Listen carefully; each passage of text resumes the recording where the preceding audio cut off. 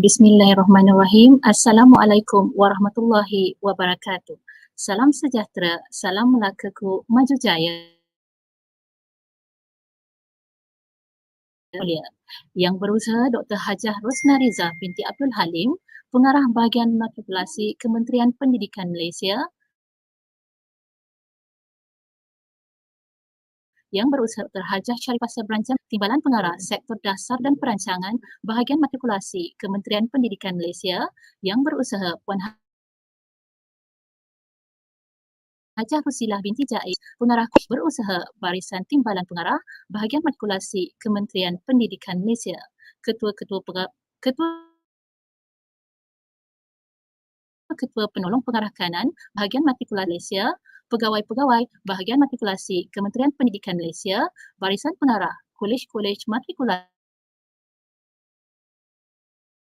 Kementerian Pendidikan Malaysia, Institusi Pengajian Tinggi Awam dan Kolej Matrikulasi Kementerian Pendidikan Malaysia, penolong-penolong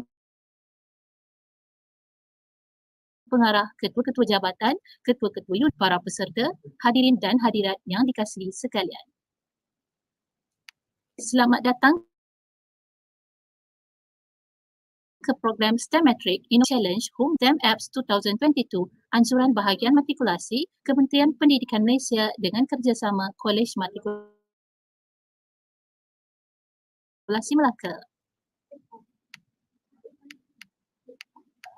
Untuk makluman semua, pertandingan ini melibatkan semua Kolej Matrikulasi Kementerian Pendidikan Malaysia daripada 15 buah kolej. 9 orang juri yang amat berwibawa telah dipilih untuk mengadili pertandingan ini untuk menentukan pemenang. Pada pagi ini, pembentangan akan dijalankan secara selari, iaitu pembentangan berjalan secara serentak dan akan menggunakan 3 saluran yang berbeza. Berlama 5 minit, diikuti sesi soal jawab selama 10 minit selepas sesi pembentangan.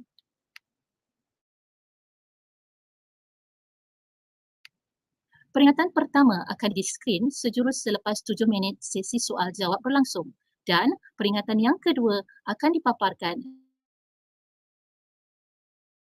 selepas 10 minit sesi soal jawab berlangsung. Soal jawab telah pun tamat. Dan sesi pembentangan pada setiap saluran akan diadili oleh 3 orang juri yang berwibawa. Peserta di saluran 3, Dr. Muhammad Ibrahim bin Muhammad Tahir, Dr. Azra'i bin Uthman dan Dr. Suhaiza binti Zainuddin Elaya Zainuddin. Matrikulasi yang bertanding dalam saluran 3 adalah yang pertama, Kolej Matrikulasi Labuan, Kolej Matrikulasi Pulau Pinang, Kolej Matrikulasi Perak, dan yang kelima, Kolej Matrikulasi Kejuruteraan Pahang. Diharapkan pihak juri urus setia, jawatan kuasa dan peserta untuk sesi pembentangan yang dinanti-nantikan. Baiklah, jika semua sudah bersedia, acara pada pagi ini akan dari kumpulan yang pertama. Dengan ini, dijemput Kolej Matrikulasi Labuan. Dipersilakan.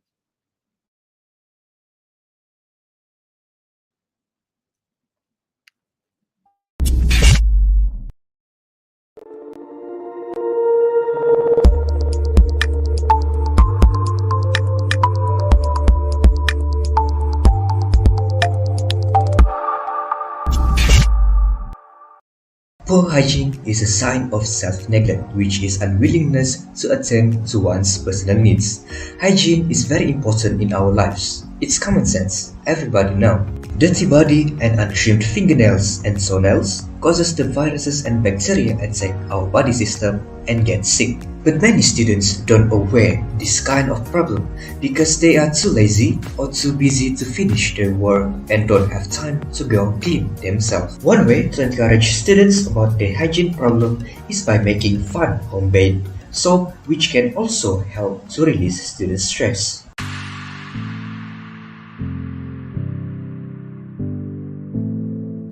The objectives of this experiment are to identify the required materials for making a home-based soap, to acquire the skill of making soap at home and to understand how important soap is in students' daily life. The research questions for this experiment are how soap helps to prevent infections and how to make soap at home. The hypothesis of this experiment is soap can be created from lye and olive oil. The manipulated variable for this experiment is type of lye, and the responding variable is oiliness and softness of soap, and the constant variable is type of oil. To relate the manipulated and responding variable, we are using sodium hydroxide NaOH, which will produce hard soap. And if we use potassium hydroxide KOH, soft soap will produced.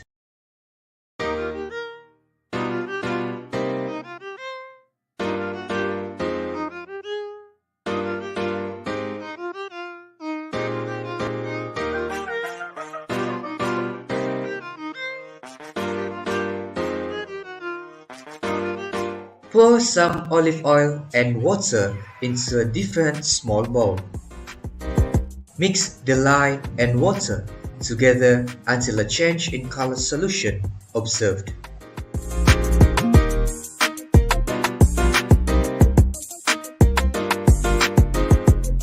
Pour some olive oil in the mixed solution. Stir the solution using a spoon to make sure it is mixed properly. Then pour the solution into a blender.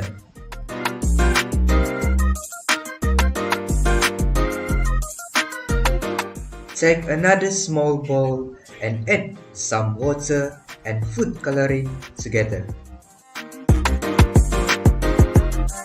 Pour the mixed water and food coloring into the same blender. Blend the mixture until it becomes a fluffy texture. Put the mixture into the mold.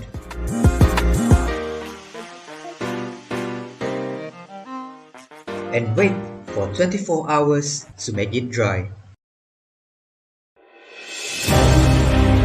The process involved in this experiment is called saponification, where it involves the conversion of fat or oil into soap by the action of aqueous alkali. In this experiment, we are using caustic soda NaOH as the alkali. The oil which contains triglycerides is reacted with sodium hydroxide. The alkali then breaks the ester bond and produces glycerol and a fatty acid salt called soap. The soap produced will have both polar and non-polar groups. The polar group, which is attracted to water, is called hydrophilic head, while the non-polar group, which is repelled by water, is called hydrophobic tail. As we can see here, green color representing germs and milk representing our hands. When we dip the soap into the milk, the germs actually go away from the soap. This is the same concept as cleaning our body every day. If you're scrubbing your hand, anything polar will dissolve straight into the water, while anything non-polar gets shielded by pairs of soap molecules called a micelle. The non-polar ends of the soap trap and make friends with the fatty, while the ends interact with the water, allowing any grease to be washed away. This app have a checklist that will help students with consistency. You can also share your experience and story just like soap.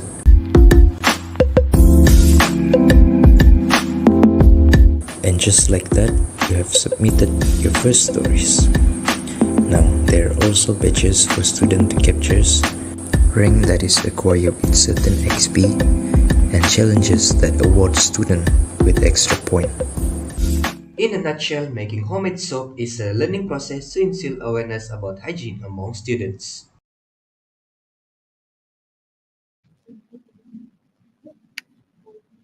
Demikian tadi sesi pembentangan dari Kolej soal jawab. Mohon para peserta untuk mengaktifkan butang mikrofon dan kamera sepanjang sesi soal jawab ini Dipersilakan.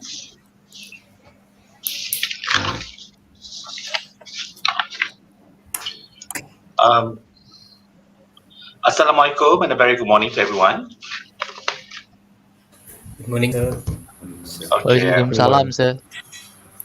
okay. I'm experiencing a bit of a lag, so please bear with me with regards to the questions. So, so your topic, that was a very good video presentation, and also the report as well. That's good. But I have a few questions. I think my first question is that in one of your report, or is it the video, you describe you differentiate between hard soap and soft soap by using sodium hydroxide and potassium hydroxide. Can you tell me the difference between the two type of soap?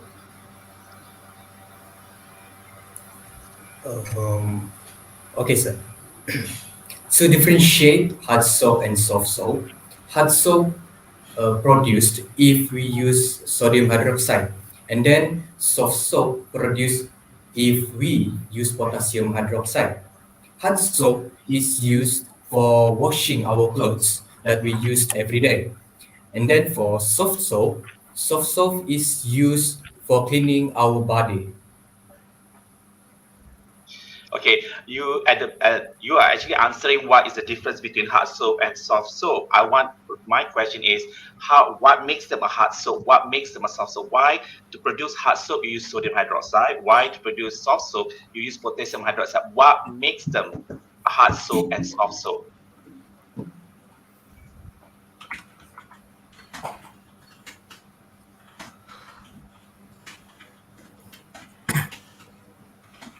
Anyone? Did you mean what kind of chemical that make it a hard soap and what kind of chemical that make it a soft soap? Yeah, but why using sodium hydroxide it becomes a hard soap? Why using potassium hydroxide it becomes soft soap? So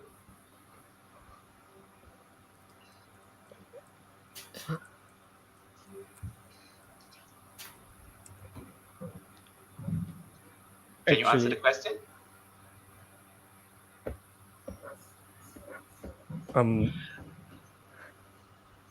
Anyone have any idea from my team? So, different regions produce different products. So, hard soap and soft soap, which is a hard soap and soft soap. So, a soap made with potassium hydroxide does not crystallize in the same fashion, so it does not become solid or opaque. Become solid. Oh, yeah. Okay. Okay. Right. And then in your methodology, in your procedure, you keep saying change of color in the solution. You know, when you add, I think in the one procedure you have to wait for change of color. You didn't actually mention what is the change of color. What is the change of color you're actually observing? We observe the color of the change, the light with the waters. The color will be a little bit blur if you mix the light with water. So are you observing the color change, or are you observing actually the what we call the mixture, the density of it? Because you just say color change. Because when you say a color change, usually it means from something to something. So what is the color change you're observing? Is it white to white, something to cloudy? What is actually you're looking for?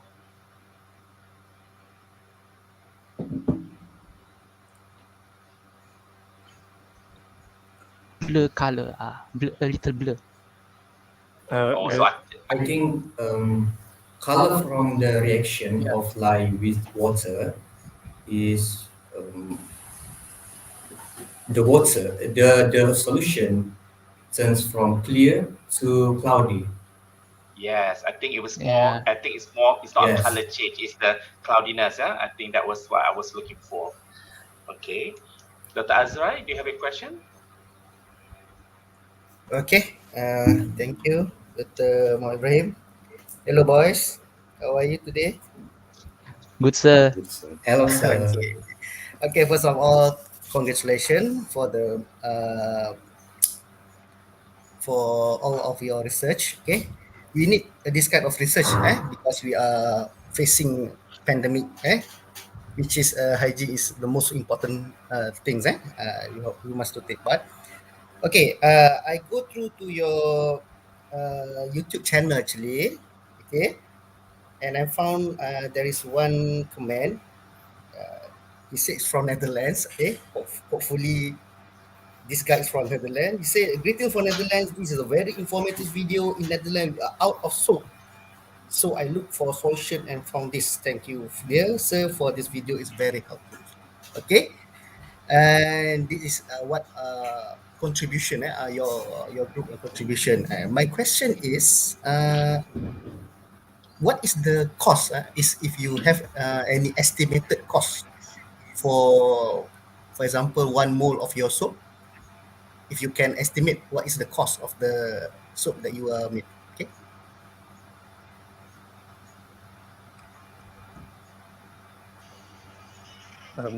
So you mean the cost, like Cost, price or yes. something? Price, yes. Uh, If you want to sell to someone, what is the cost? The cost for producing 1 mole of soap. Just estimate from your this experiment. RM2, I think RM3, RM1. I think I will give this to one of our experiment maker, which is Adli. So I think it's very cheap last because very cost effective, around 30 cent or something, not more than 1 ringgit, Okay. because I just you get asking the ingredients is very cheap. You get them okay. from home. Yeah. Okay. Are you That's sure why about that? Because you use olive oil. You use olive oil in your preparation. So I know a bottle of olive oil doesn't You cost 1 ringgit. Yeah, but olive oil, I just use a little bit of olive oil. It's not very. If you, it's not very. I think it's okay lah. You can use other oil than olive oil also, like coconut oil. You can if you have a coconut at home, you can make it your own.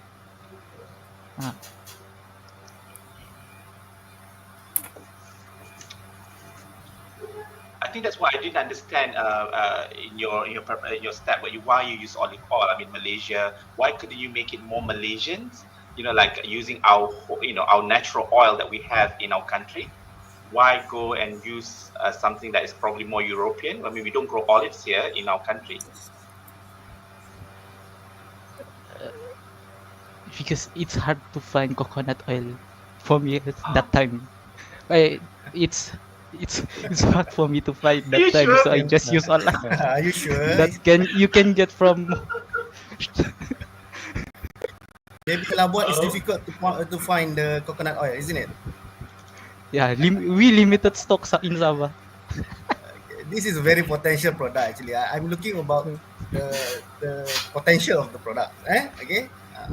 That's why I ask him for the cost. Okay.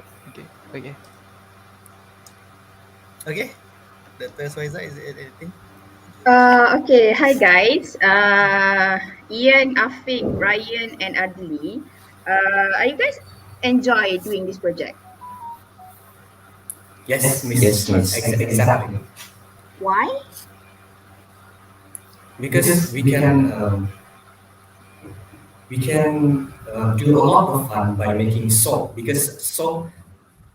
Because I think in my experience, without using soap, it's like our body like so oily and so not what do you call that? So not when we sleep we cannot sleep well like that. And I then also want to add. also for this yes I agree because making soap is fun, which can strengthen our ties between our friends that that is far from us. Like that. I also want to add that from this project, we can also learn new knowledge about soap, about the chemical and everything. And we also can apply what we learn in this science into our daily life.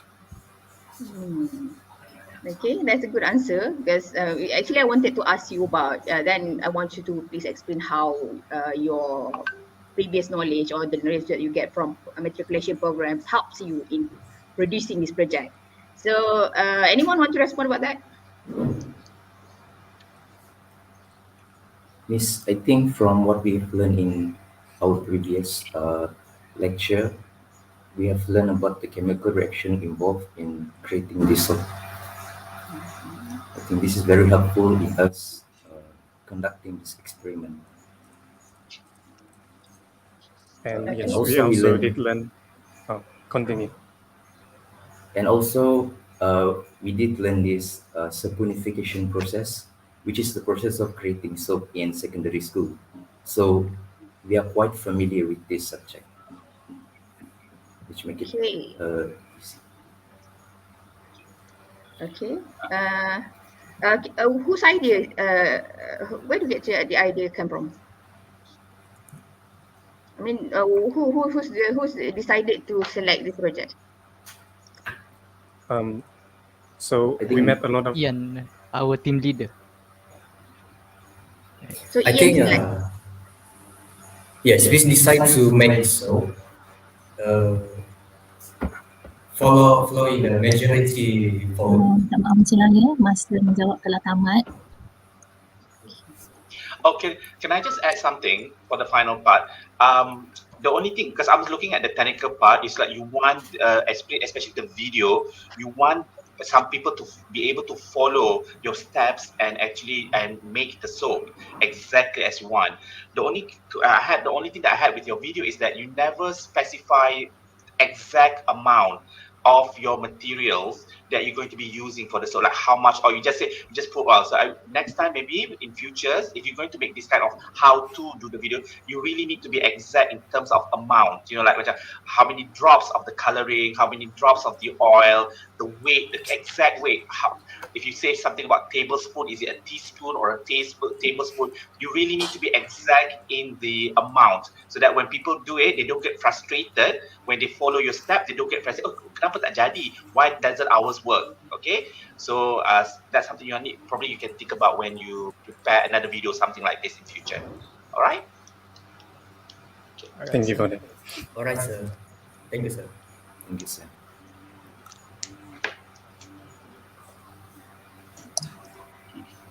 Okey. Untuk menjawab soalan ya. Selesai sudah sesi pembentangan yang pertama. Seterusnya dijemput Kolej Matrikulasi. Silakan. Soal jawab dulu.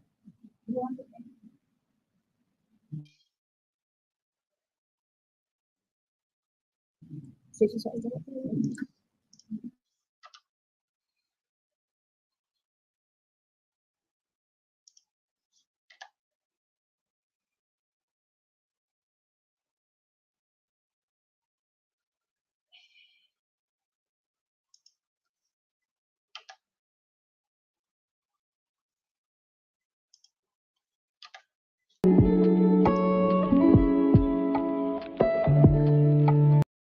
Hello everyone! Today our team is here to propose an idea to save energy. Well, we know that the generation of electricity has led to the emission of greenhouse gases including carbon dioxide, which lead to climate change, which eventually cause global warming. Too much of electricity leads to energy wastage too. In order to put a full stop to this, we have come out with an idea which is Aquala Hero. Aquala Hero, it is a perfect fit for a green technology. Well, aqua means water, while la is derived from solar, and hero indicates that our project saves energy and fight climate change. Well, what is Aquila Hero? Aquila Hero is a simple but effective power supply which will be used with the help of two renewable energy sources, which is water and and also sunlight. Aquila Hero stores energy both from water and sunlight and can be used to charge our phones or any other electronic devices up to 6 volts. So let's see how Aquila Hero works.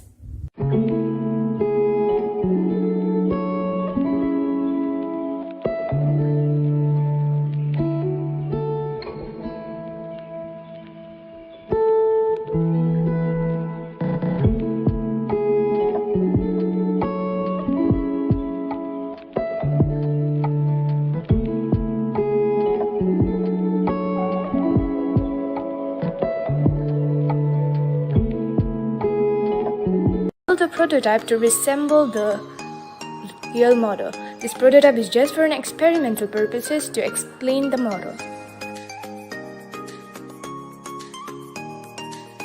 We have fixed a turbine to the tap.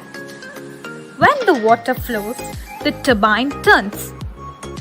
We connected the turbine to the charge controller, which has a rechargeable battery. When the water flows, the phone gets charged. We can see the phone is getting charged. While when the water stops flowing, the phone stops charging for a while. Then, it starts to be charged again when the energy is saved in the rechargeable battery. We can use this concept to charge our watches too. Like you can see in the video, we have used our model to charge our watch. When the water stops flowing, the watch is still getting charged. We can also use solar energy as a power source. The Aquila Hero is very easy to be used. The materials needed to build the Aquila Hero are turbine, regulator, capacitor, dynamo motor, USB port, connecting wire, mini solar panel, rectifier, and also some waterproof material is needed to cover the outer body of the Aquila Hero.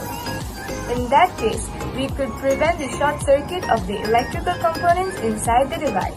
Let us move into how Aquila Hero works. At first, it should be attached to the mouth of any tap or pipe. Then, as the water runs through, the turbine turns around and the electric generated is stored in capacitor. Then, it can be used to charge on our phone via the USB port anywhere as it is portable. Aquila Hero could be charged under the sun when we are on outing as it contains mini solar panel too. We collected the data based on the percentage of charge increased.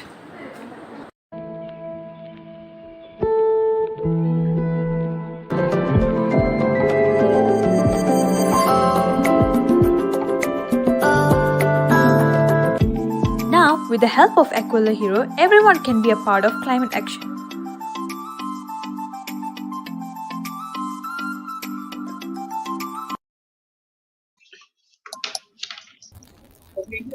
Baiklah, yang kedua, dijemput para juri untuk meneruskan acara. Dipersilakan.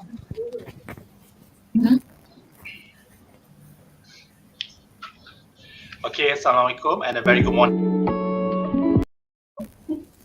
Okay, I'm sorry, I had issues with my stream, yeah. The video session dah habis eh? The video session just finished?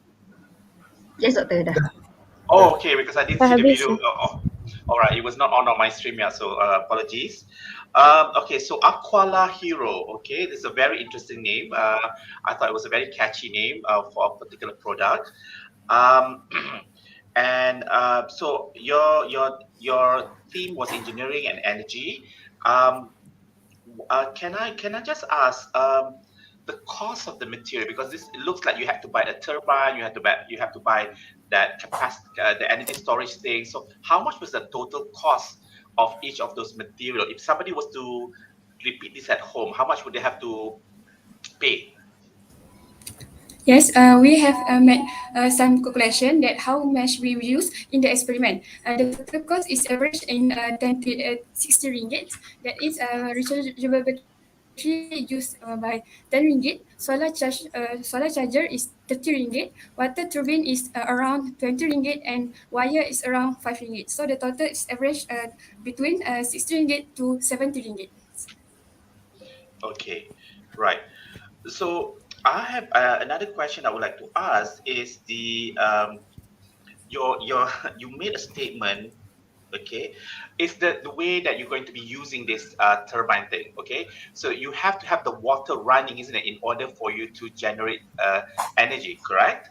So how long, I mean, in your steps you didn't really show it, how long does the water has need to run in order to get a sufficient charge, and then and all that water goes to waste, isn't it? It goes into the sink. So are you talking about, remember, like people are, is it the turbine you use at the tap where people wash hands, or things, how you didn't, I was hoping that you would do an experiment. Okay, how long does it take for people to wash hands, how long people wash dishes, or should you put this turbine at a washing machine where it's probably longer they get charged? So the way you did it is as if you had to leave the water running. Can you explain a bit your logical approach to your experiments? So basically, it's like this. We have connected capacitors where the charge will be stored. So we need up to 2,400 liters of water in order to make fully charge the phone. So whenever we open the tap and also we let the water run to wash our hands or for any other purposes, the charge will just get stored in the capacitor one by one, a bit by bit, and then we can charge our phone at that time. So we don't need to waste our water, and it's not necessary to run the water at that moment. But every time we use, the charge gets saved, and we can use the USB cable in order to plug into the solar charger, and we can plug it to our phone. But did you Sir, did and you also, do sir, sorry, go on, sorry. sir, Mm-hmm. sorry, sir, for interrupting. Uh-huh. Yes. He's he can actually attach this one to like showers also can, sir. Yeah, so that's what I'm Not saying. only I the tap because uh, it's very flexible, okay, so we so can but attach it anywhere. Sorry, sir. mm, Thank you. all right, so which means that you have to buy a lot of, I mean, do you want, you have a system that you put it to a pipe, so which means that you have to change it all the time. I mean, do you have to have so every pipe in the house, every pipe in the house should have this turbine, so that you don't want to keep moving it around. Okay, I want to charge my phone, I put it at the pipe in the shower and then at the sink. um, I was hoping that when you did your test, that you did a proper, like, okay, if somebody washing hand, how much just washing hand, that 5 minutes, you had the testing should be have been like, maybe like, okay, washing hand is 5 minutes, so for 5 minutes how much charge you actually get stored. Like if somebody take a shower 10 minutes, so you did a shower, like water running through for 10 minutes and okay. So I would have loved to see that procedure, like different water usage, and this is how much charge you will get. All right. um, so and then another thing about the solar thing, you put a solar at like a solar panel. If this is in the house, you know would that thing give you extra energy? Like if it's the house, do you get solar, a lot of sunlight in the house? So basically, it's like actually our idea is like a power bank. Like at the end of the video, we stated that it's the future model of Aquila Hero, where we will build a power bank which is portable and can be carried anywhere we go. But the one that we set up for the experiment is to show the process. This is how the water turns. This is how it gets charged. But the actual one will be built upon as if it's like a power bank, which is portable and it can be fixed to the tap. And whenever we go for outing or any other camping, there are no taps available there. At that moment, we use the solar to put under the sun to get energy and charge our phones. So if we use just water, if the model just uses water, we can use it at home, or if it just uses solar, it's just solar. But our model is very special because we are using not one but two renewable energy resources, and that's just great because we have an alternative renewable energy resource. When water is not available, we can use solar. When the sunlight is not there, we can use water. So every time we are getting the energy there. Okay. All right, Dr. Azra. Okay. Thank you. Hi, girls.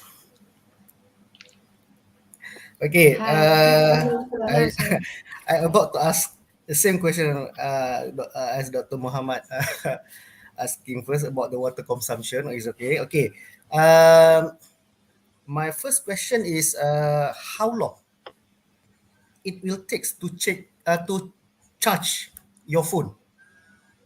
How long if you using this method?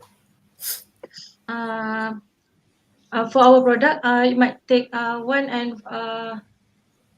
hours to charge this phone. 1 hour 30 minutes. 1 hour. 1 hour and 30 minutes to. Yes, because our product just use water and solar, and this just beginning product to test how solar and water can generate the electricity. So for our experiment, we just want to look, is this experiment efficient or not. The percentage increase is too low because uh, if this too low, we can use this product when emergency, because we know that sometimes we might face the blackout. We don't have any electric source, so we can use this product to increase just at least 10%, because we always face the emergency state. So by just smartphone using this Aquala Hero, we can have a little battery for our phone. So that's my explanation. Are you sure? Like, sir, rather than being like Sorry, are nothing you over there, sure there's you have something. take 1 hour to fully charge your phone? May I add? Because my Sir? okay. Okay. So it's like, as I said, we need 2,400 liters of water to fully charge. So the speed also is something to consider. When we let the water run for too fast, maybe it reduce the time gets reduced, because maybe, like I say, it's completely upon the liters. So it's 2,400 liters. If we let the water run very fast, we can collect 2,400 liters really fast. But if we let the water run a bit slow, because maybe for washing hands we don't need much speed of the water, but when we are washing dishes, the speed should be increased. So it's completely up to the speed. When we let the water run very slow, it takes so much of time to collect 2,400 liter. But when we run the water really fast, it takes a very very short amount of time for 2,400 liter. So it's completely up to the speed. And like I said, this model is something that collects and also saves the energy. So we don't let the water run and put the charger at the side. But whenever we open the water or the tap, the charge gets collected and saved all the time. And after the charge gets saved, we can just go and plug the USB at any time. It's not necessary for the water run at that moment, and we can charge our phone. And we have another idea where we can fix this at the aquarium also, where in the aquarium the water will be running all the time, and we will be getting a constant supply of energy. And we don't need to just charge our phones, but we can use it for other electrical appliances also. Okay. Uh, the speed of water. For my opinion, the speed of water is not the most important part. The most important part is how much the water is consumption. Okay. And if the time is shorter than we use the normal way, I think this is a very good product. This is a very good product. But because and the most important problem that you must face is the water, where the water should be consumed after this. Okay, so for my suggestion, you can put this one on your future recommendation. Okay, how to deal with this water. Okay, the green technology is there. Very good. That is very good. But how about the water? Where the water goes? Okay, because I think we using a lot of water. We consume a lot of water in order just to charge our phone. That is not very economic. It's not economic. It was not very good for our environment. Okay. Okay. Thank you. Good luck. Okay. But sir, may I add for that? May I say something? Sorry, sir. But we are not purposely like running the water just to charge the phone. But whenever we use the water for daily purposes, to wash our hands, to wash our dishes, somehow we use the water. So at that moment, we charge our phone at the same time. So it's like we are contributing to the Okay, environment. minta maaf saya mencela. Masa menjawab telah tamat ya. Okay, thank you.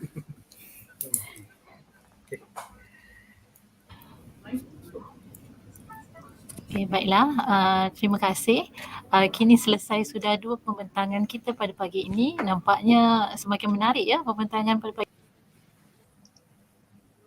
Diteruskan dengan sesi pembentangan yang ketiga dijemput Kolej Matrikulasi Perak. Dipersilakan.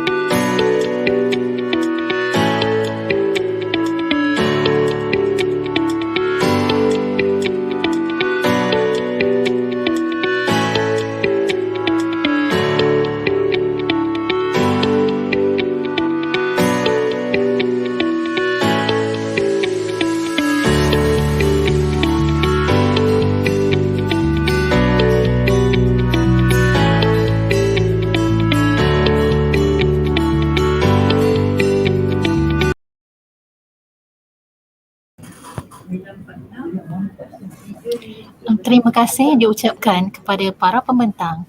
Acara diteruskan lagi dengan sesi soal jawab.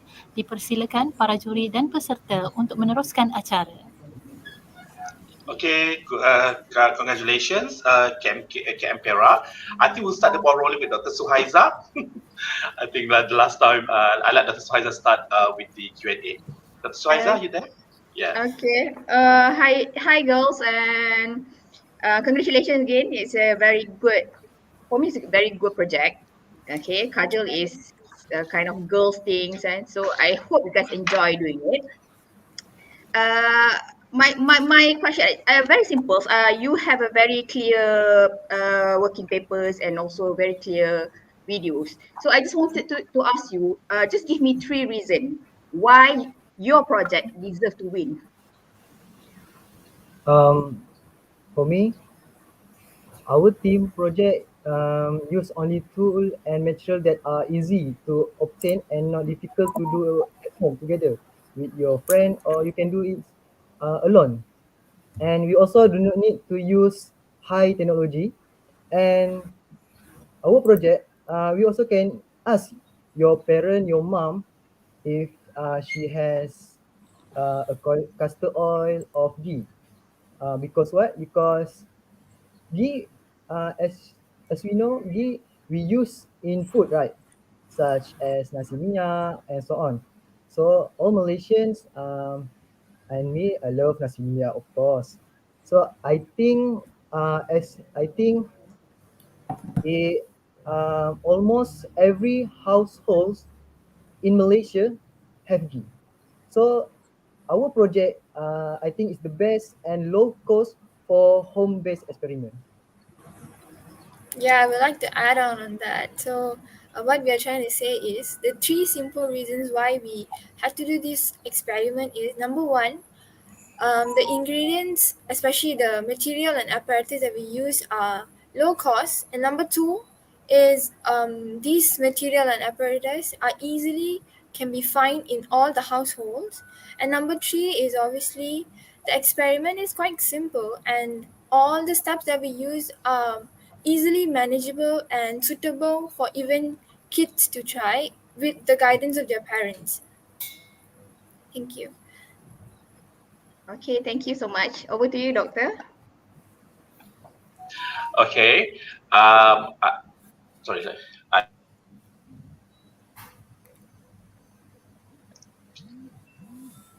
Hello, can everyone hear me? Yes. Okay. All right. I'm looking at your data analysis thing part on the ghee. Okay. I have to. You made a hypothesis that the increase of mass of ghee will reduce the number of the time taken for the black ash to produce. I find it a bit. I was confused when looking at this because you actually put the ghee in 10 grams in each of those petri dish, and then you put it, and shouldn't it all, and then you put it under that aluminium thing, aluminium under the aluminium top, and then you light the match at the same time. So I don't understand, if you have 10 grams, if you have 20 grams, if you have 40 grams, shouldn't all of them burn at the same rate? Because you are, unless they are all in the same dish, macam, unless you use a particular one dish and you add 10 grams, but this you have like 10 grams in different dish. You faham tak? You have different. So I don't get the time though. You know that you say that the time decreases to produce the ash, whereas for me, they are all in different dish, 10 gram, 10 gram, 10 gram, 10 gram. Shouldn't they all them burn at the same time if you had weighed it correctly and the bekas and the container is still the same? Can you explain to me why there's a time difference when you go to higher mass? Okay, so I would like to answer this question. So how we did Okay. this experiment is we did it separately where first we did 10 gram and then followed by 20, 30 and 50. So we use, for 10 gram we use one clay lamp and for 20 gram we use like 2 and like 3 and 4 and 5. So what I'm Correct, trying to yes. say is when we use 5, they are all burning and coming together as a bigger flame. Yeah, but they are Okay. separate, isn't it? They are different because when I saw the location of your where you put them together, they are at different location. So inside there. So how do you? I don't. They should be burning at the same. Unless they're in the same. You're using only one bumbu. You only use one of the bumbu, and then you're using this like in the same container. You have like 50 gram in there, but it's like separate. You know. So Yeah, I'm. I understand that, but if you look at the picture properly, so it's like the flame. What I'm talking about is the flame, because Mhm. when it's a bigger flame, there's more heat. Therefore, there's more smoke coming out, forming the black ash. So that's what I'm trying to say here. So when you use 50 gram, But the amount is still the same of ghee. You know what I mean? The ghee amount is still the same. So the oh ash yeah, comes from the ghee, isn't it? yeah, uh, it makes sense. But like what I'm trying to say is, um, when there's more heat, the ghee melts better. Therefore, they reduces by time. I So think. you meaning that you're talking about the heat because of you have five, the heat more and Uh-huh. it melts Yeah. faster. Yeah. Okay, all right, okay, I get what you mean. So because of the heat lah, here, Yeah. I think that was not explained. you can That was not explained understand. clearly in your report. Like basically you didn't explain the mechanics of it. Why you didn't explain why the time? You just said mass increase as mass increase, time decrease in terms of producing the ash. But you didn't talk about that even the mechanics of it because of the heat. But it was not even a closed environment as well because the heat can dissipate outside. Betul tak? It's not a totally Yes. closed environment if I'm not mistaken. We understand too. Thank you for informing Mm. us. Yeah. So how did you control the environment? There was no environmental control. Um, like macam you said in your report, you said something about error. Like macam the fan, the thing. But isn't those kind of thing that you should be able to control? That therefore you don't have any environmental error. You know what I mean? Because you explained it and you said there's environmental like the fan, the thing. But when you conduct the experiment, you should remove those. Did you do that? Yes, we made sure that all our fans are closed before we conduct the experiment so that there won't be any issues in the middle of the experiment. Yeah, but then in your report you said that's one of the errors that can come up. But that's why you have that's those errors. So if you don't have those, then there shouldn't be in your one of the things that you said that the error could come from because you already control that. You already removed that error. Okay. Okay. All right, Dr. Azra. Hi, hello. Okay, congratulations, College Matriculasi Perak for this product. Actually, the pronunciation is kajal or kajal. Kajal. Kajal. Okay. Yeah. So the main purpose is for eyeliner or for the burning oil. The main purpose of kajal. What this kajal is used Eyeliner. for? Eyeliner. Eyeliner. Eyeliner. Because I just read on your introduction, is used for what burning oil like aromatherapy, isn't it? No. No, that one is just like if you want to improve this product, you can add that the Oh. the castor oil or like replace them with another things that can also bring this essential like therapy like that. So like in the Oh. same time we using our beauty and also relaxing ourselves. Oh, okay. So very good product. I just wondering on the procedure. Is it the procedure is very uh, difficult just to produce an eyeliner? Because I think the procedure is too complicated for me lah. How about you? How about your team? Is it easy to just to because it just want to produce eyeliner only, and the procedure is quite there are many steps and so on. Exactly like this our procedure lah like it's short, just like we all want to make it clear, so we all separate the step. Like if you do it yourself, it will like about 10 minutes or half an hour only. Okay, that's all from me. Thank you. Good luck. Okay. Good luck. Thank you, Dr. Azrai. Okay, I have a few Okay. more questions. Okay, this is going back to your event. Did you weigh how much ash did you get from 10 grams, from 20 grams? Did you weigh your ash that you got? You know, like, because if I was going to No, we produce this, didn't, sir. why didn't you? I mean, that's the correct experimental, because if you want to be very thorough, you sort of like that. For 10 grams, you get this how much ash. For 20 grams, you get this how much ash. Why did you do that? Why did you weigh the amount of ash that you got?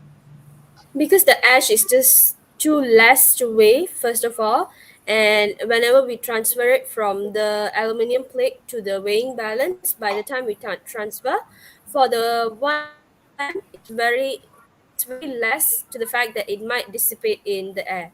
That's the reason why we didn't weigh. Couldn't you use something that you close, like you could use an aluminum foil, like when you put everything on and you close it, then you weigh it? Can't you do that? That's a technique you can use. Did you use it? Yes, sir. We can do it for the 5 lamp, but then for the 1 lamp, it's very, very, very less to the Yeah. fact that we can't even Okay. take it out. Yeah. But then you could have actually said, okay, maybe you cannot weigh for the 10 gram. Why did you do it for the 50 gram? Like you weigh, you could have actually, then you have a correlation for 50 gram. This is how much you get. You know what I mean? Okay. And then one question from me is that you did make a statement that in your future recommendation, you said something about using a copper plate, and then you probably can get some copper inside the ash. Is the heat enough to dissipate the copper from the bed into your ash? Has that been proven? If you use a copper plate, that small amount of copper get into your ash. Have there been any research before this that shows this could happen? Actually, the copper that will form inside the ash is not because of the heat. Like when you all need to use the knife to crop the black ash out from the plate, right? So when at the same time, the copper itself also will be corroded out a little, like very small amount. So it will happen because there is an article about this, and they say it's relevant. But what if I didn't use a knife? What if I use a normal plastic, so like knife? You know what I mean? Which I can easily scratch it using a plastic knife. Do you think copper will come out? Maybe a little, because when the heat, like when the burning process occur, there also has the minimum reaction between the copper and the heat that form. So Okay, all right, thank you. I think one of my comment is that I like your video, but it would have been great if you had a voiceover over the video. It would have made it more, interesting if you had a voice over the video, like add this, add that. It would make it much more interesting because your product is cosmetic. A lot of people will be interested in how to make this. But if you had a voiceover on top of it, it would have even been, bring it to a different level. Your video. That's my comment. Okay. Baiklah, terima kasih doktor. Demikian tadi sesi pembentangan yang ketiga. Begitu terselah ya kehebatan dan kreativiti para peserta dalam pembentangan kali ini. Baiklah, tanpa membuang masa, acara diteruskan dengan sesi pembentangan yang keempat dijemput Kolej Matrikulasi Sarawak. Dipersilakan.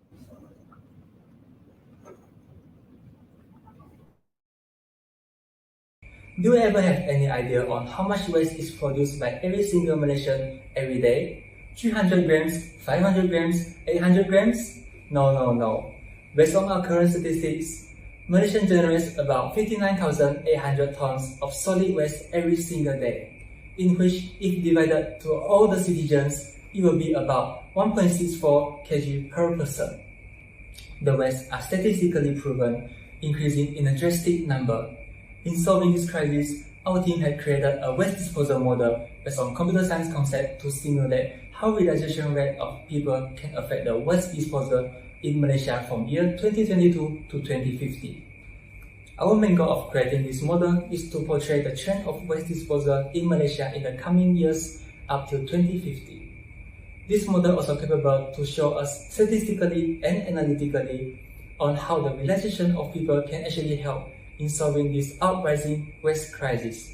We hope that the data obtained from the model can be turned into basis in further development and researches in this field. These are the 5 core steps that we were working on throughout the creation of the model. First, design. We apply Benson's causal diagram and stock flow concepts to visualize the whole concepts and to portray a model that can be easily understood by everyone. Second, gather data. We gather data from all the reliable sources on the internet and transform them into useful values, constants, and equations in our model. Third, derive formula. As there were no readily made formula of realization rate for our usage on the internet, yet we managed to come out with this formula. This equation is made not based on linear graph, exponential graph, but sigmoid graph, all known as S-curve. We believe that the realization of something should always be represented by S-curve, where at first, approaches from the crowd are still very low, but slowly by time. The number increases exponentially until a point where people are familiar of the idea, though there are still people who are refused to go along with the idea. Hence, we manipulate the coefficient in a sigmoid function and obtain this formula that fits our data the most. The realization index n, where 1n means it takes 1 Euler number year or 2.71 years to reach 50% of growth in realization of people. Fourth, testing. Tests were done by using Benson models to make early identification of any problems that might possibly present in our calculations before applying them into code. Turns out, it reduced many errors and speed up our development progress. Fifth, code an experiment. We transform the Benson model into code on Google Colab platform with Python, as it provides a collaborative feature which let our team members work together remotely. And cloud computing is the future. Before the experiment, we import modules, define general variables and functions, calculate the datasets for populations between year 2022 to 2050. Then, we did 2 experiments using the model. First experiment, to find out how do the waste recycle, and waste dispose changes across the years. We had a fixed realization index of 10 and an initial realization value of 0.3, which means about 30% of people had already realized and act on the recycling effort. Next, we calculate the datasets needed, which are realization, waste created, waste recycled, and waste disposed across the years, and these are the graphs. By combining the graphs, we get the result of this experiment by visualizing the trend of waste recycled and disposed in the future if we have the realization index of 10. The second experiment is to determine the relationship between realization rate and waste disposal. We fix the year at 2040 and calculate 10 datasets of realization index from 5 to 14, as these values are more realistic. We then calculate the waste disposal value by using this realization index and realization rate. The graph shows that higher realization index gives higher waste disposal, and higher realization rate gives lower waste disposal. This means a lower waste disposal shows that people are realizing this issue at a faster rate. To conclude, we should let people around us realize and act on this issue as soon as possible to let our planet reaches the net zero waste target within the least amount of years. By using this model as our foundation, the developed model can be potentially applied in one uprising field, the circular economy. The circular economy is a model that reduces material use, redesign materials to be less resource intensive, and recapture waste as a resource to manufacture new materials and products. With that, we can drive the optimization of resource, reduce the consumption of raw materials, and recover waste by recycling or giving it a second life as a new product. We see a huge potential in the development of this model, in where more factors can be included into the causal diagram, which can lead to more precise and accurate data. All of this undeniably is turning our planet into something better. We hope this model can contribute in fixing what we are encountering now, the waste disposal crisis. That's all for me. Thank you.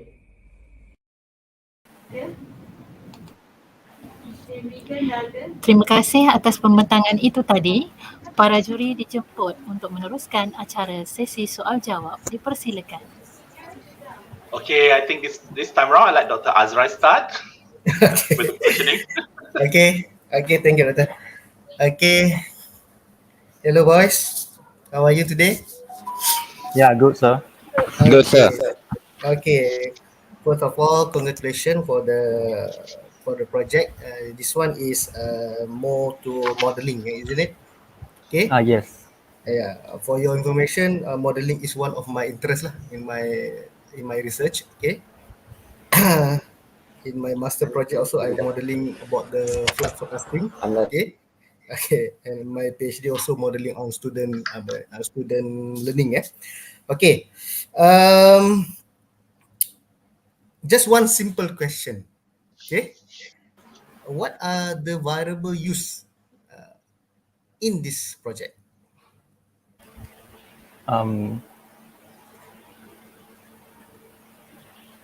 The main variable used are actually we define those variables by ourselves. So I guess our main variables from the public were the population and also on the initial realization, which is how much of waste are already recycled in this current year, in this current situation. So it's about 30% of waste already being recycled, but there's 70 more percent has not been recycled. So we want to give people an awareness about that. Are you stated all these variable in your report? Yes. Because I go through to your report. Okay, there's a very good report, very long report. There are lots of variable used actually. Okay, but I cannot correlate actually relate all this kind of all this kind of variables, because in whatever research, the variable is important, either in science, in social science, or modeling. Okay, we must clarify. Okay, we must clarify the variable used in our research. Okay. Yes. Okay. So this is very good. I think this is prediction model, isn't it? It's not Can I really say a this is a prediction. prediction model? Yeah, it's kind of prediction. Yeah. Prediction model. But not fully prediction. One more thing. What is a realization? Is people to realize this waste disposal issue and add on it, something like that. Like how much percentage of people realize this issue? That's called realization.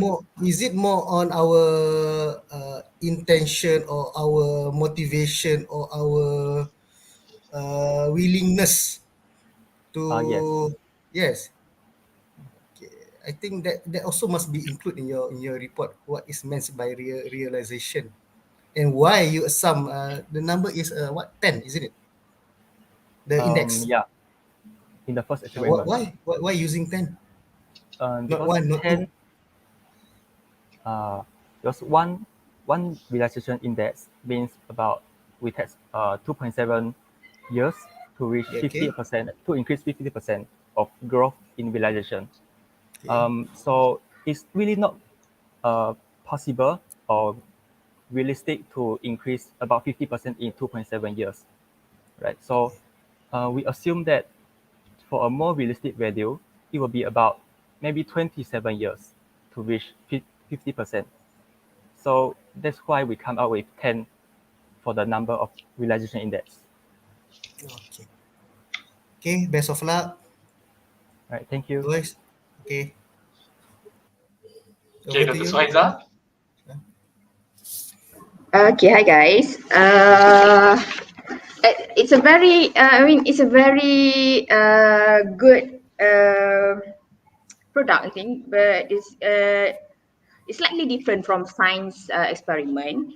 The way you carry the data and everything, but I just want to know, how did you guys ensure the validity of the result?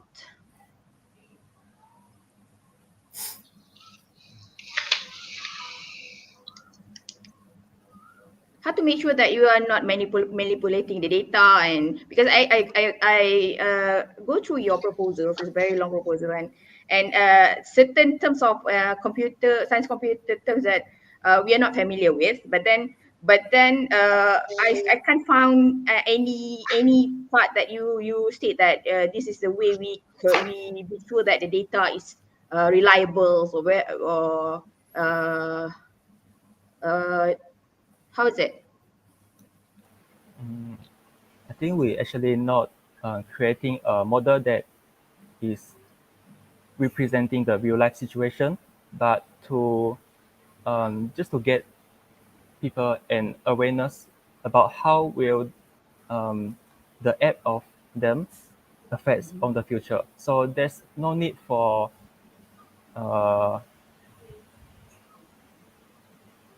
for the accuracy of data, I guess. Yeah. Can I add more explanation? Yeah, Okay. sure.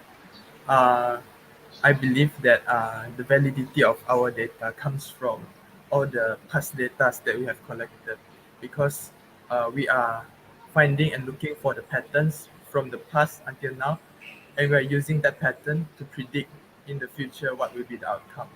So I believe the past data, the pattern is the best portray of our validity of the model that we produce. Since there's a Okay. pattern, so we believe that it will continue to be that way. So based on hence the previous patterns, yes. right? So is that any reason why you put that in the initial realization value, which you set it as 0.3? Where did you refer it from? From the internet and the articles. So we found that the initial realization means people already know about this. People already realize about this. So what we see is the article shows that 30% of waste are already disposed, already recycled correctly. So we take that value and implement into our model, which is 0.3. Okay, all right. So it's answer my question. So because I'm wondering where did you get 0.3, about 30% of the populations, and so you got it from the previous research, isn't it? Okay, thank you. Okay, thank you. Hello, everyone. Okay, when I saw, among the 5 projects, I find that we have been judging is that when I looked at your project, it feels a little bit out of place for me, because I'm not sure the criteria for this home base. It's called home base experiment. Do you think somebody who look at your video would be able to repeat your experiment at home? Would they be able to do this at home and do the similar experiment? Can somebody answer that?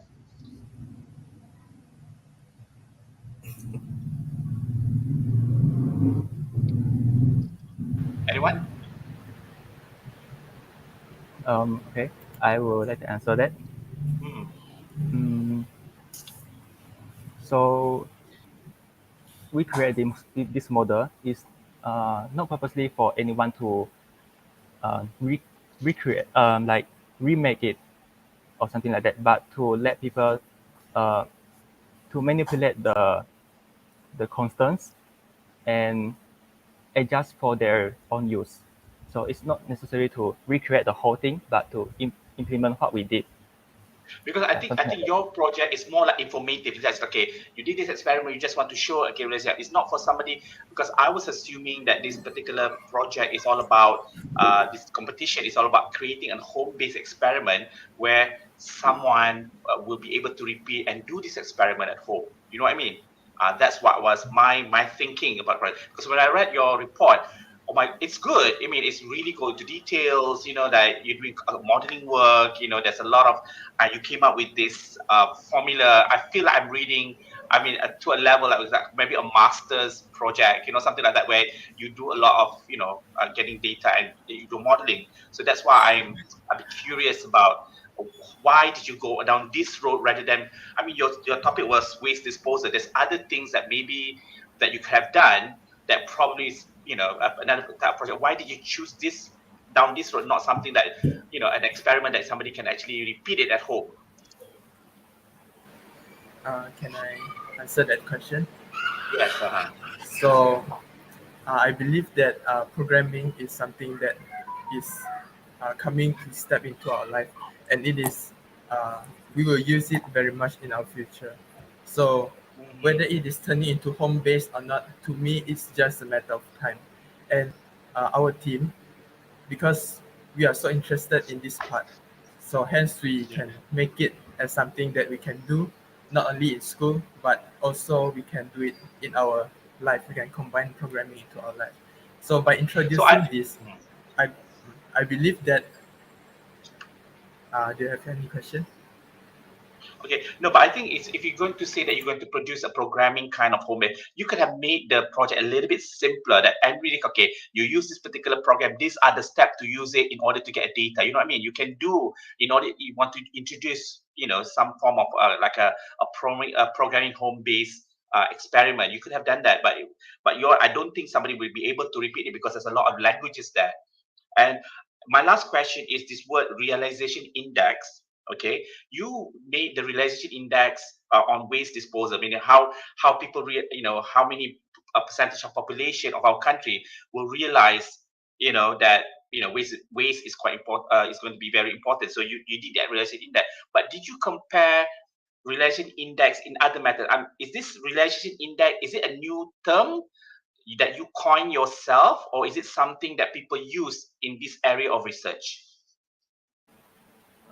It's a new term we can observe actually, because we can't find any articles or research about it yet. Yeah. Okay, so when you type, if I Google now the word realization index in Google, it will come up with nothing. About this research about waste disposal. No, yeah, I know, but is there a relation index to other stuff? Like other matter? That's why I'm asking. You do it onto waste disposal, but I'm talking about, did you compare relation index towards other stuff? Like maybe a relation index towards I don't know, carbon dioxide emission, for example. Is there any things or like they're that? using any other terms than realization? That's why I asked that. What or other researcher use other kind of terms, not realization, but it refer to the same thing. Is it, or you just come up with your own idea? Actually, we didn't find all the details yet, like from to all the aspects of the research. So we just came up with this idea. Okay, all right. I think that's it. That's it for us. That's it for me. Thank you very much. Thank you, guys. Can I add some recommendation? Okay. Okay, silakan. So actually, like the collab this platform, it's not accessible with the Dilemma account. So I will recommend that from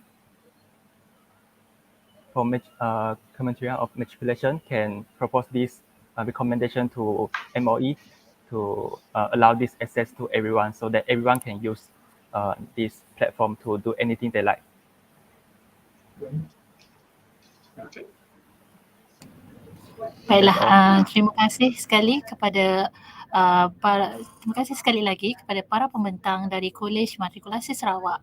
Kini tibalah giliran kumpulan yang terakhir, dijemput Kolej Matrikulasi Kejuruteraan Pahang untuk meneruskan sesi pembentangan. Dipersilakan.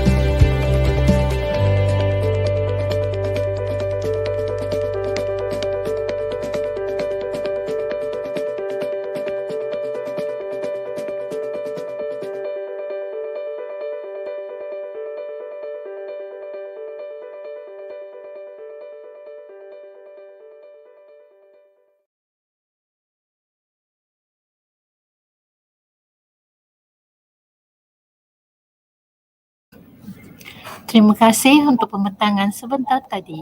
Acara akan diteruskan dengan sesi soal jawab. Dijemput para juri untuk meneruskan acara. Dipersilakan. Oh, thank you. Congratulations, KM Kejutan Pahang, on this very interesting product for sleep disorder, aromatherapy. Okay. All right. So I have one particular comment about the how you did the sleep study. All right. Can you just explain to me how you did your sleep study again? How you conducted it, who was sleeping, who actually did the timing, who actually look at the person, is he really asleep or he? Can you just explain that part of the procedure for your sleep study?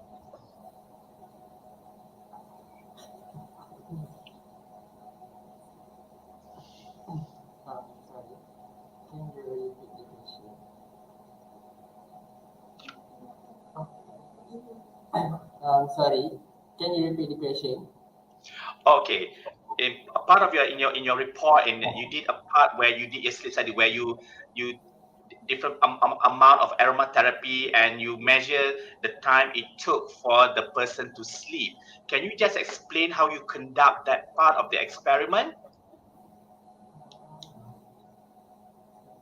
Can you hear me?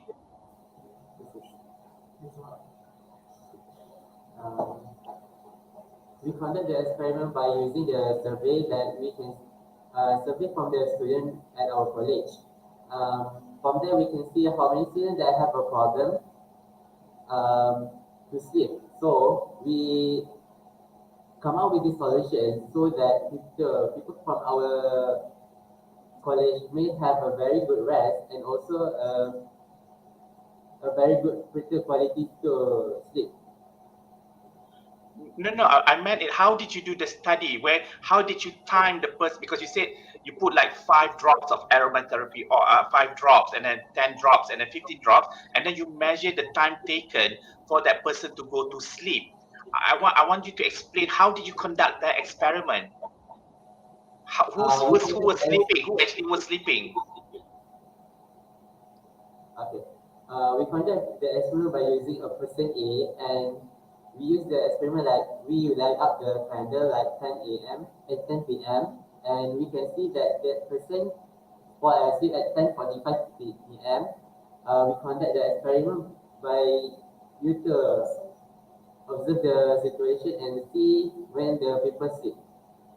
Yeah, but did you control the environment? Like when he sleeps, did you because as you state in your report that there's a lot of different things that can affect how people sleep.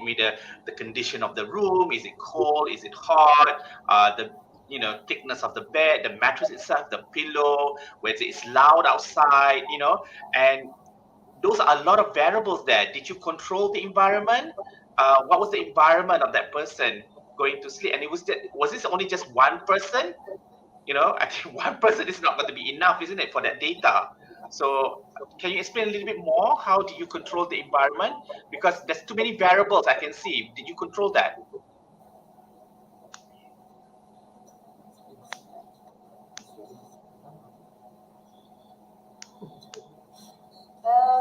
Yes, we can control the environment. We repeat the experiment with in the same room and the same person. So the result will not be changed because of another person. Yeah, but can you tell me what's the condition of the room? Was it cold? Was it hot? How did you control it? Did the person did you control amount of how much he ate? Sometimes if you ate at 8 o'clock, he would have been really full, so his body will be burning the food, and maybe 2 hours later that will affect someone's sleep as well. So I think those are the things that you didn't highlight in your in order to do your sleep study. Those are the variables that you haven't mentioned that you control, in order that we can say that conclusively that your aromatherapy oil actually helped the person to sleep. Okay, so that was my concern in the sleep study, and for me the data itself looks a little bit like it's too linear. For me lah. It's like 5 drops.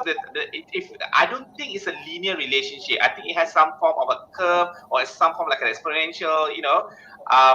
Like 5 drops, 10 drops, 15 drops. It just feels a little bit for me too linear.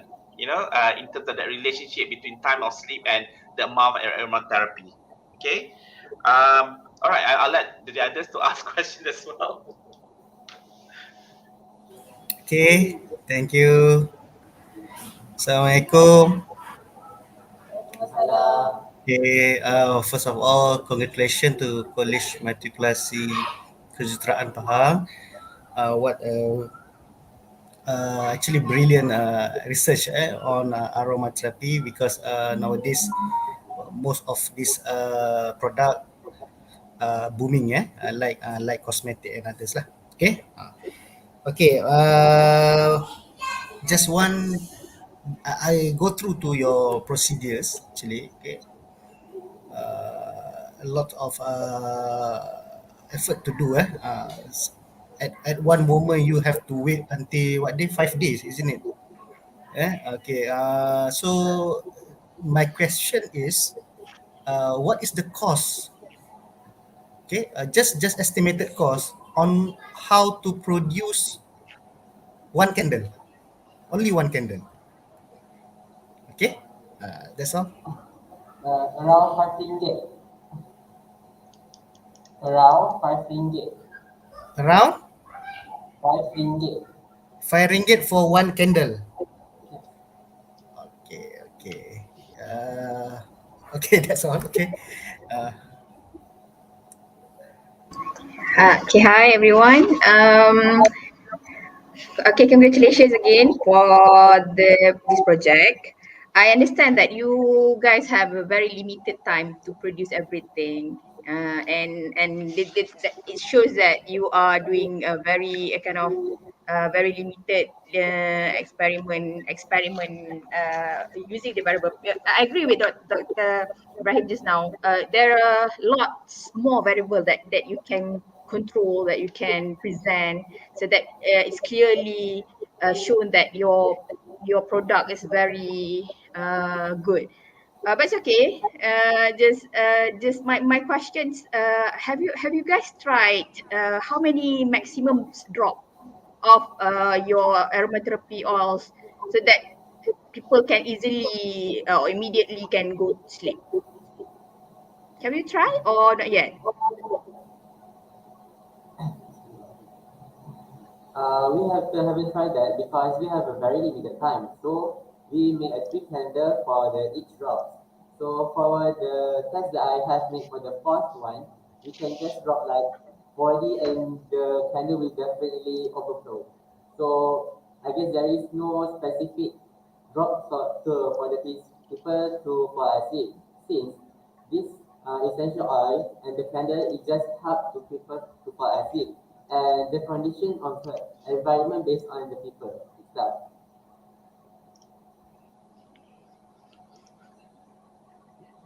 Okay. So the maximum drop is 15.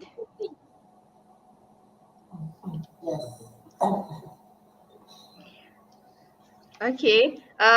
In the future, if you got times, or you really want to extend this experiment, I can advise you to go beyond it. You can try until the maximums of drop that you can produce, so that you can get a very great graph. Yeah, accurate graph. Okay. This is this is so linear. This is so linear. Okay, it's okay. My last question is, are you enjoy doing this experiment? Yes, really enjoy about it because actually I really did not know about aromatherapy. So since I do research, I also going to the person who are really doing this candle, this scent candle. So I'm talk with she, and she also thought that the drops also affect how the time taken that person will going to sleep. So from that I also learned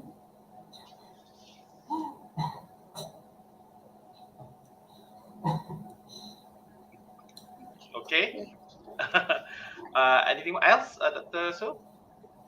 No, okay, thank you. Okay.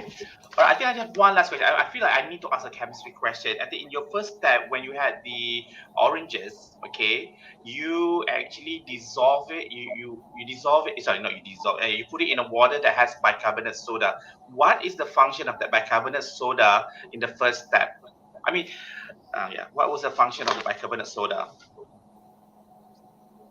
Okay. The use of the soda is to kill the bacteria and also remove the chemical coating from the orange. Since some of the factory in the world that import the orange need to use the other chemical to replace the natural chemical that they have washed off from the harvested, because since the orange was harvested, they need to be washed and also be packaging.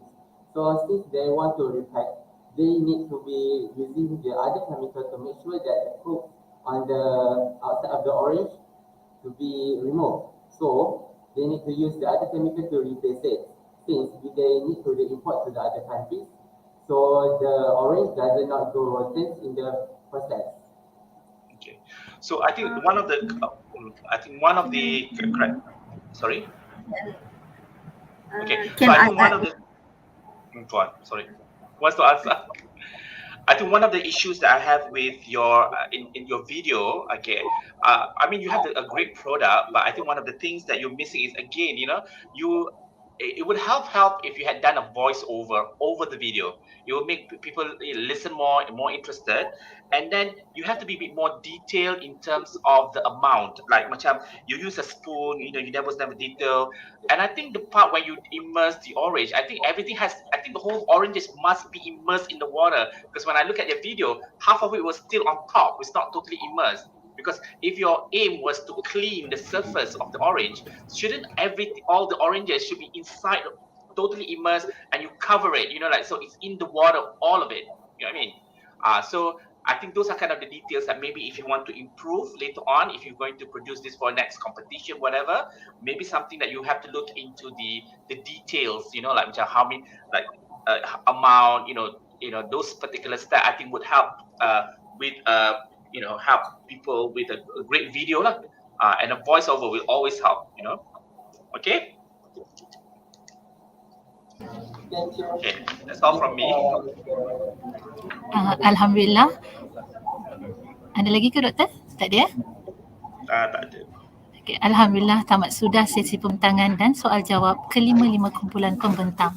Sebelum itu, diingatkan para hadirin untuk mengisi kehadiran menggunakan pautan yang telah diberikan. Hadirin diingatkan link kehadiran hanya aktif selama 40 minit sahaja. Maka selepas ini, kita akan berehat seketika sambil memberi peluang kepada para juri untuk membuat kiraan markah dan bermesyuarat untuk menentukan pemenang.